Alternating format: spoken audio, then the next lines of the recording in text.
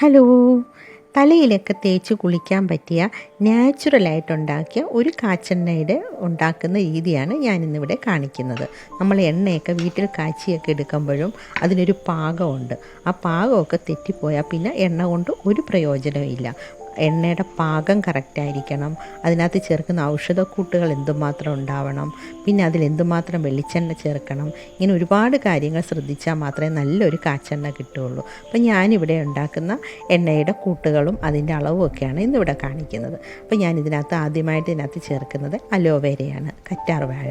ഇതെൻ്റെ വീട്ടിൽ തന്നെ ഉള്ള കറ്റാർ വാഴയാണ് കേട്ടോ. എനിക്കൊരു 7-8 ചുവട് കറ്റാർ വാഴയുണ്ട്. വളരെ ഈസി ആയിട്ട് നമുക്ക് വീട്ടിൽ വളർത്തിയെടുക്കാം. ഒരുപാട് ഔഷധ ഗുണമുള്ള ഒരു ചെടിയാണ് കറ്റാർ വാഴ. എല്ലാവർക്കും അറിയാം ഇതുകൊണ്ട് തലയ്ക്ക് മാത്രമല്ല സ്കിന്നിനും ഒക്കെ ഒത്തിരി നല്ലതാണ്. നമുക്ക് എവിടെ നിന്നെങ്കിലുമൊക്കെ ഒരു തൈ കിട്ടുവാണെങ്കിൽ മേടിച്ചൊക്കെ വെക്കുവാണെങ്കിൽ പെട്ടെന്ന് അത് വളർന്ന് നമ്മുടെ മുറ്റം നിറയെ കിട്ടും കേട്ടോ. ഇതുകൊണ്ട് നല്ല തിക്കായിട്ടുള്ളൊരു കറ്റാർ വാഴയാണ്. ഞാൻ വേറൊരു വീഡിയോ ഇടാം ഇതെങ്ങനെ തിക്കായിട്ട് ഇതിൻ്റെ ലീഫൊക്കെ നമുക്ക് ഉണ്ടാക്കിയെടുക്കാം എന്നുള്ളതിനെക്കുറിച്ചൊക്കെ. അപ്പോൾ ഞാനിതിൻ്റെ ഒരു ലീഫ് എടുത്തിട്ടുണ്ട്. ഇതിൻ്റെ ഒരു കുഞ്ഞ് ലീഫ് കൂടെ കട്ടായി പോന്നിട്ടുണ്ട് കേട്ടോ. അപ്പോൾ ഇതിനൊരു മഞ്ഞ കളറിൽ ഒരു ദ്രാവകം വരാറുണ്ട്.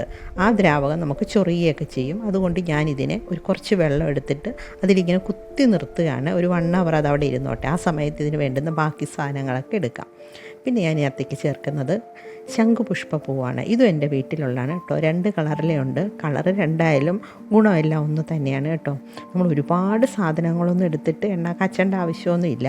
ഞാൻ 3-4 ഐറ്റംസേ ചേർക്കുന്നുള്ളൂ കേട്ടോ. നമ്മൾ ഒരു പ്രാവശ്യം എണ്ണ കാച്ചുമ്പോൾ ഒരു 3-4 ഐറ്റംസിൻ്റെ ജ്യൂസ് എടുത്ത് കാച്ചാം. പിന്നെ നെക്സ്റ്റ് ടൈം ആകുമ്പോൾ നമുക്ക് വേറെ എടുത്ത് കാച്ചി നമുക്ക് യൂസ് ചെയ്യാം. നമ്മൾ നല്ല രീതിയിൽ കാച്ചി എടുക്കുകയാണെങ്കിൽ ഏതെണ്ണയും നല്ലതായിരിക്കും. പിന്നെ എടുത്തിരിക്കുന്ന കറിവേപ്പില. ഈ ശംഖുപുഷ്പത്തിനും കറിവേപ്പിലയ്ക്കൊക്കെ ഒത്തിരി ഗുണങ്ങളാണ്. ശംഖുപുഷ്പം മുടിയുടെ ബ്ലാക്ക് കളർ നിലനിർത്താനൊക്കെ നല്ലതാണ്. പിന്നെ കറിവേപ്പിലയുടെ കാര്യം എല്ലാവർക്കും അറിയാമല്ലോ. മുടിക്ക് ഏറ്റവും നല്ല ഗ്രോത്ത് ഉണ്ടാകാനും തലയോട്ടിക്കൊക്കെ നല്ലതാണ്. അപ്പോൾ കറിവേപ്പില നന്നായി കഴുകിയെടുത്തിട്ടുണ്ട്. പിന്നെ എടുത്തിരിക്കുന്നത് തുളസി ഇലയാണ്. തുളസി ഇല എടുക്കുന്ന കാര്യം എന്താണെന്ന് വെച്ചാൽ ഞാനിവിടെ വർഷങ്ങളായിട്ട് തുളസി ഇല ഇട്ട് ഞാൻ കാച്ചാറുണ്ട്. മക്കൾക്കൊക്കെ അതാ യൂസ് ചെയ്യുന്നത് കേട്ടോ. അതെന്താണെന്ന് വെച്ചാൽ നമ്മുടെ തലയിൽ കുട്ടികൾക്കൊക്കെ പേന് പോകാൻ നല്ലതാണ്. പിന്നെ ഏറ്റവും നല്ലത് തുമ്മൽ, ജലദോഷമൊക്കെ ചില ആൾക്കാർക്കുണ്ടല്ലോ എണ്ണയൊക്കെ പെട്ടിക്കഴിയുമ്പോൾ തുമ്മി ജലദോഷമൊക്കെ വരുന്നത്. ആ തുമ്മൽ മാറാൻ ഏറ്റവും ബെസ്റ്റാണ് കേട്ടോ തുളസി ഇല. അപ്പോൾ ഇതെല്ലാം കൂടി ഒന്ന് നന്നായി കഴുകി കുറച്ച് വെള്ളമൊക്കെ പോയതിന് ശേഷം ഒരു മിക്സിയുടെ ജാറിലിട്ട് ഞാനിതിനെ ഒന്ന് അരച്ചെടുക്കുകയാണ്. ഇതെല്ലാം നമ്മൾ വെള്ളം ഒഴിക്കുന്നില്ല. പക്ഷേ ഇതിങ്ങനെ ഇലയായതുകൊണ്ട് അരഞ്ഞെടുക്കാൻ ബുദ്ധിമുട്ടാവും കേട്ടോ. അപ്പോൾ ഒന്ന് ചതച്ചെടുത്തിട്ട് പിന്നെ അതിനകത്തേക്ക് നമുക്ക് കറ്റാർ വാഴ കൂടെ ഇട്ട് അരച്ചെടുക്കാം. അപ്പോൾ ഈ കറ്റാർ വാഴ 1 മണിക്കൂർ വെച്ച് അതിൻ്റെ മഞ്ഞ കളറൊക്കെ പോയതാണ്. ഇനി ഇതിനെ നമുക്കൊന്ന് അതിൻ്റെ സൈഡിലെ മുള്ളൊക്കെ കളഞ്ഞ് ഒന്ന് കട്ട് ചെയ്തെടുക്കാം. ഞാനിതിൻ്റെ ജെല്ല് മാത്രമായിട്ട് എടുക്കുന്നില്ല, ഫുള്ളായിട്ടാണ് എടുക്കുന്നത് കേട്ടോ. ജെല്ല് മാത്രമായിട്ട് എടുക്കണമെങ്കിൽ അങ്ങനെ നമുക്ക് ചെയ്യാം. അപ്പോൾ ഈ രണ്ടും ഒന്ന് ഞാൻ കട്ട് ചെയ്തെടുക്കുകയാണ്. കട്ട് ചെയ്ത് കഴിഞ്ഞ് നമുക്കിത് വെള്ളത്തിലിട്ട് കുറച്ച് സമയം, അതായത് ഒരു 6-7 പ്രാവശ്യം വെള്ളം മാറ്റി നമ്മൾ കഴുകിയെടുക്കണം. അതിൻ്റെ ആ യെല്ലോ കളർ നമ്മൾ കട്ട് ചെയ്താലും ഉണ്ടാവും. അതൊട്ടും വരാൻ പാടില്ല. അത് നമുക്ക് സ്കിന്നിന് അലർജി ഉണ്ടാക്കുന്നതാണ്. നമ്മൾ തലയിലൊക്കെ തേക്കുന്നതല്ലേ ഇത്.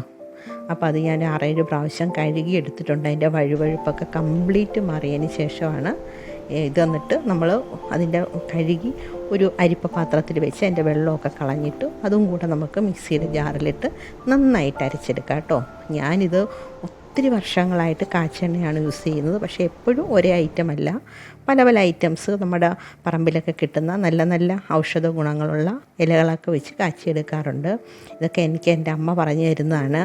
അമ്മയൊക്കെ ഞാൻ ജനിച്ച കാലം മുതലേ കാണുന്ന അമ്മ കാച്ചെണ്ണ വീട്ടിലുണ്ടാക്കുന്ന. അമ്മയുടെ വീട്ടിലെല്ലാവരും വൈദ്യ ഫാമിലിയാണ്. അവർക്ക് വൈദ്യശാലയൊക്കെ ഉണ്ടായിരുന്നതാണ്. അപ്പോൾ ആ പാകമൊക്കെ കറക്റ്റായിട്ട് പറഞ്ഞു തരികയും അത് കാണുകയും ചെയ്ത് ഞാനൊക്കെ എഴുതിയെടുത്തുകൊണ്ട് പോകുന്നതാണ്. അപ്പോൾ ഇതൊക്കെ നമ്മൾ കുറേ കാര്യങ്ങളൊക്കെ ശ്രദ്ധിക്കുകയാണ്. നമുക്ക് എല്ലാവർക്കും വീട്ടിൽ തന്നെ കാച്ചിയെടുക്കാവുന്നതാണ്. ചതച്ചെടുത്തിട്ടുണ്ട്. ഇനി ഇതിനകത്തേക്ക് ഞാൻ ക്ലീനാക്കി എടുത്ത ഈ കറ്റാർ വാഴ കൂടി അതിനകത്തേക്ക് ഇടുകയാണ് കേട്ടോ.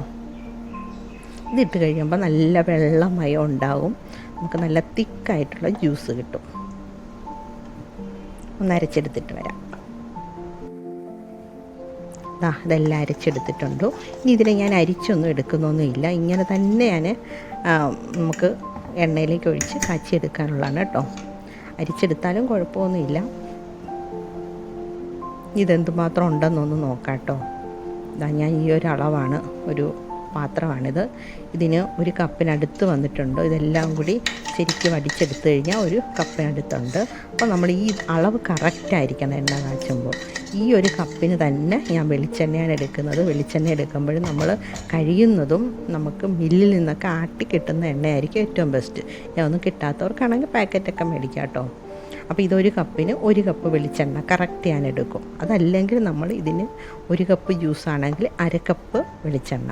പക്ഷേ ജ്യൂസിനേക്കാൾ കൂടുതൽ വെളിച്ചെണ്ണ എടുക്കരുത്.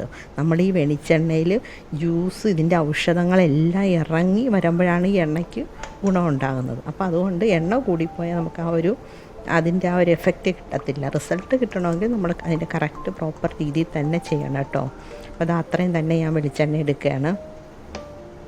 എന്നിട്ട് ഇത് രണ്ടും കൂടെ ഒരു ചുവട് കട്ടിയുള്ളൊരു പാത്രം, ഞാനൊരു അലൂമിനിയം പാത്രം എടുത്തിരിക്കുന്നത്. ഉരുളിയാണെങ്കിൽ അതൊക്കെ ഏറ്റവും നല്ലതായിരിക്കും. ഇനി ഇതിനെന്ത് ഉടനെ തന്നെ നമ്മൾ അടപ്പിലേക്ക് വെച്ച് എണ്ണ കാച്ചാൻ നിൽക്കരുത്. അങ്ങനെ ചെയ്യുന്ന പലരും ഉണ്ട്. അതുകൊണ്ട് നമുക്ക് എണ്ണ കിട്ടുകയൊക്കെ ചെയ്യും. പക്ഷേ നമ്മളിതെന്തിനും ഒരു റിസൾട്ട് കിട്ടാനാണ് നമ്മളിത് ചെയ്യുന്നത്. അപ്പോൾ ഇതെന്താ ചെയ്യേണ്ടത്? ഇതിന് നല്ലതുപോലെ നമ്മളൊരു 1-2 മിനിറ്റ് നമ്മളിതിനെ നന്നായിട്ട് ഇളക്കി കൊടുക്കണം. ഈ എണ്ണയും ഈ ജ്യൂസും കൂടെ നന്നായി മിക്സ് ആവണം കേട്ടോ. അത് ഒരുമിച്ച് കൂട്ടായി വന്നിട്ട് പിന്നെ അതിനെ ഒരു അര തൊട്ട് 1 മണിക്കൂർ വരെ മാറ്റി വെച്ചാലും നല്ല കാര്യമാണ്. 1 മണിക്കൂർ കഴിഞ്ഞ് നമുക്ക് അടപ്പ വെച്ച് ചെയ്താലും മതി. തിരക്കിട്ട് ചെയ്യരുത്. ഇതിനൊക്കെ കുറച്ച് ക്ഷമ വേണം, സമയം വേണം. നമ്മൾ ചെയ്യുന്ന കാര്യമൊക്കെ എപ്പോഴും നമുക്ക് അതിനൊരു ഇത് വേണ്ടേ. അപ്പം ഞാനിത് 1 മണിക്കൂർ ഇങ്ങനെ തന്നെ വെച്ചതിന് ശേഷമാണ് എണ്ണ കാച്ചുന്നത്. 1 മണിക്കൂർ കഴിഞ്ഞ് അടപ്പേ വെച്ചു. അടപ്പേ വെക്കുമ്പോൾ ശ്രദ്ധിക്കണം, ഏറ്റവും ലോ ഫ്ലെയിമിൽ വെക്കുവാണ് അത്രയും നല്ലത്. നമുക്കിപ്പം സ്റ്റൗവിൽ പല സൈസ് ബർണർ ഉണ്ടാവുമല്ലോ. തീ കുറഞ്ഞ ചെറിയ ടൈപ്പ് ബർണറിൽ വെച്ച് ഏറ്റവും ലോ ഫ്ലെയിമിൽ വെച്ച് നമുക്കതിനെ സാവധാനം കാച്ചിയെടുക്കണം.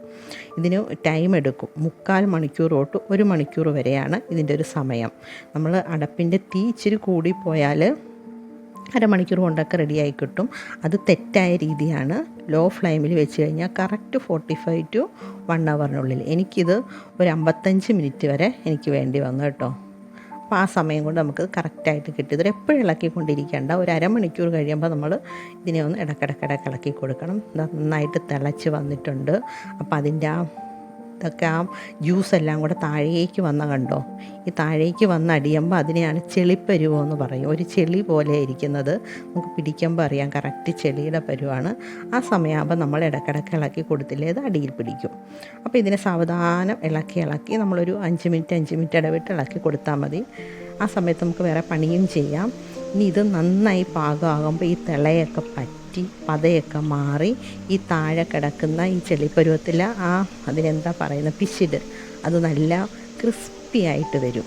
അതായത് മണൽ പരുവാകും. അപ്പോൾ ഈ എണ്ണയും അടിയിൽ കിടക്കുന്ന സംഭവം എല്ലാം കൂടെ കലങ്ങി മറിഞ്ഞ് നല്ല ഡാർക്ക് കളറിൽ വരും.